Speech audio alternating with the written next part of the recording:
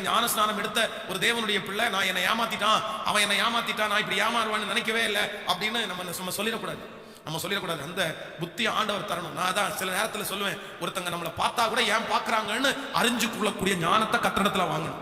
நம்மை பார்த்து யாராவது ஒருத்தர் சிரிக்கும் போது கூட ஏன் அவங்க சிரிக்கிறாங்க அப்படின்ற அறிவு நமக்கு தேவை. நம்மை பார்த்து யாராவது ஒருத்தர் கை குலுக்கிறார்கள் அப்படி என்று சொன்னால் எல்லாத்தையும் தப்பா பார்க்கறதுக்காக நான் சொல்லல. சிலர் எல்லாத்தையும் தப்பாவே பார்த்துட்டு இருப்பாங்க, தப்பா பார்க்கறதுக்கு சொல்லல. அவர்கள் எந்த விதத்திலே நல்லதாய் செய்கிறார்களோ கெட்டதாய் செய்கிறார்களோ என்கிற அறிவு இல்லாவிட்டால் இந்த உலகத்திலே நீங்கள் வெற்றியான வாழ்க்கையை வாழவே முடியாது. நீங்க அறிந்து கொள்ள வேண்டிய மிகப்பெரிய அறிவு என்ன அப்படின்னா, ஆண்டவரே எனக்கு மனுஷனை குறித்து எனக்கு கற்றுத்தார்.